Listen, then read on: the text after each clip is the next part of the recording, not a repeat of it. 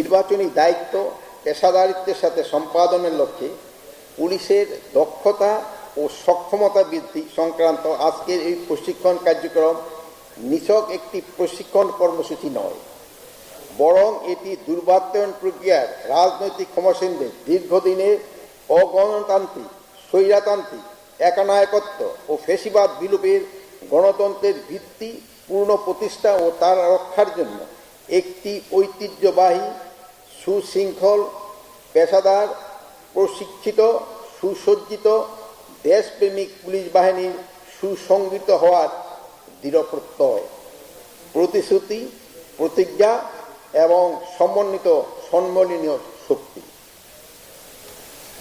আমাদের সামনে জাতীয় নির্বাচন, যাহা বহু বছর পর অবাধ, সুষ্ঠু ও অংশগ্রহণমূলক পরিবেশে অনুষ্ঠিত করার লক্ষ্যে আমরা আন্তরিক এবং নিরলসভাবে পরিশ্রম করে যাচ্ছি।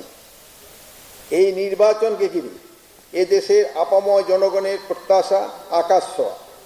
সেই প্রত্যাশা পূরণের সবচেয়ে গুরুত্বপূর্ণ দায়িত্ব পুলিশের কাঁধে।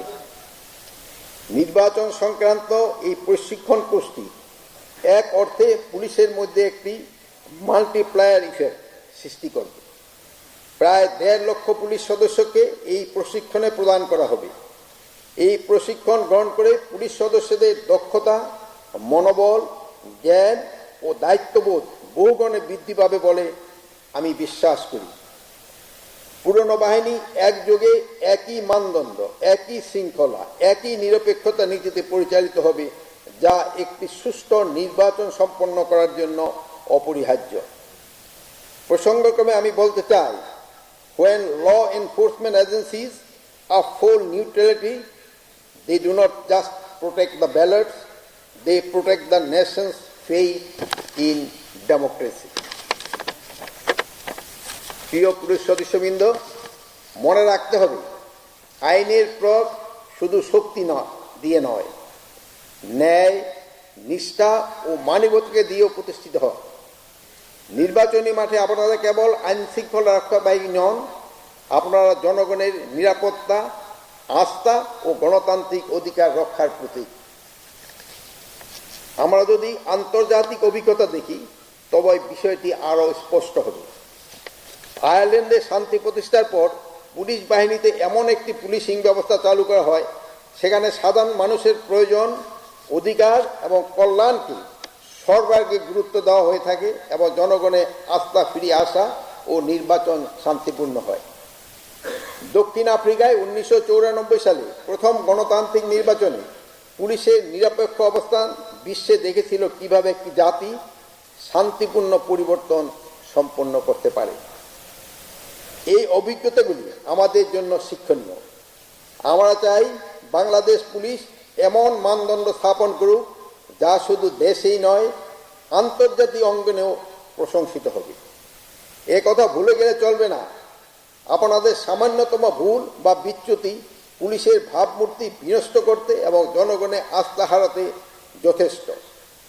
মনে রাখবেন, আমাদের ব্যর্থতা জোরে ঘোষণা করা হয়, কিন্তু আমাদের সফলতা প্রচার করা হয় না। সাংবাদিক ভাইদের জন্য আমি এই ওয়ার্ডটা আবারও পড়ছি। আমাদের ব্যর্থতা জোরে ঘোষণা করা হয়, কিন্তু আমাদের সফলতা প্রচার করা হয় না। প্রশিক্ষণ শেষে কর্মস্থলে যাওয়ার পর প্রতিপালনের জন্য আমাদের প্রতি আমার কতিপয় নির্দেশনা প্রদান করছি। আপনাদের জুরিডিকশনে কোনো স্থানে কি অপরাধ, অস্থিতিশীলতা, উত্তেজনা তৈরি হতে পারে, সেগুলি পরিমাপ নির্ধারণ করে তা ম্যানেজ করার প্রতিরোধমূলক ব্যবস্থা তৈরি করবেন এবং দিন শেষে হালনাগাদ তথ্য পুলিশ হেডকোয়ার্টারে অবহিত করবেন। অধীনস্থ পুলিশ অফিসার ও ট্রুপদের পেশাদারিত্ব, টিম স্পিরিট, শৃঙ্খলা, মনোবল বৃদ্ধিকে পদক্ষেপ গ্রহণ করবেন।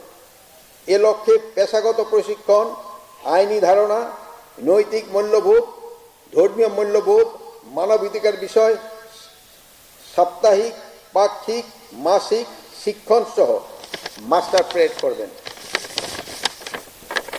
থানা থেকে লুট হওয়া হারানো অবৈধ অস্ত্র অভিযান ত্বরান্বিত করবেন।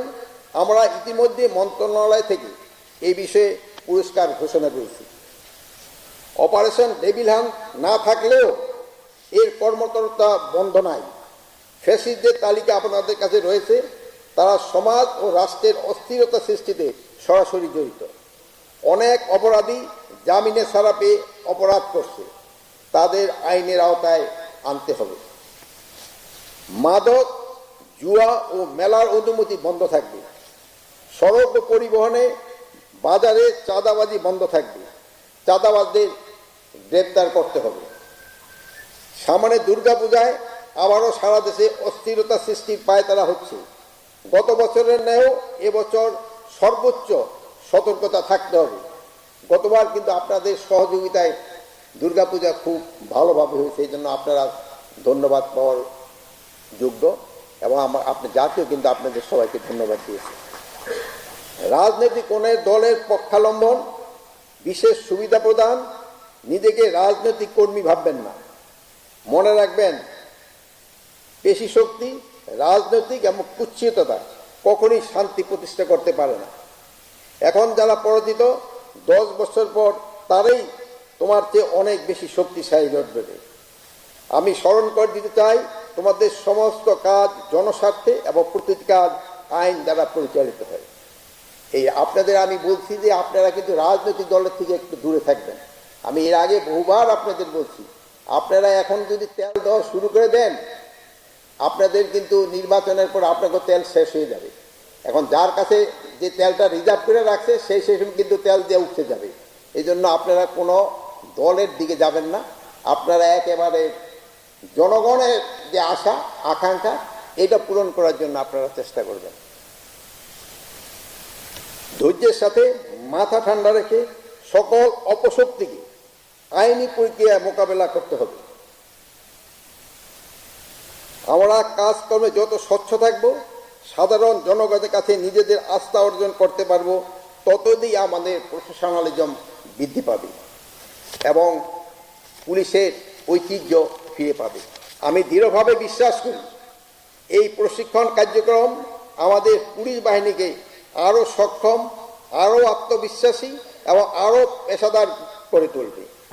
আমরা চাই আগামী জাতীয় নির্বাচন হোক বাংলাদেশের ইতিহাসে সর্বাধিক অবাধ, অংশগ্রহণমূলক, সুষ্ঠু, নিরাপদ, শান্তিপূর্ণ এবং উৎসবমুখর। আর সেই সফলতার অন্যতম প্রধান নিয়ামক হবে বাংলাদেশ পুলিশের দক্ষতা, নিরপেক্ষতা এবং পেশাদারিত্ব।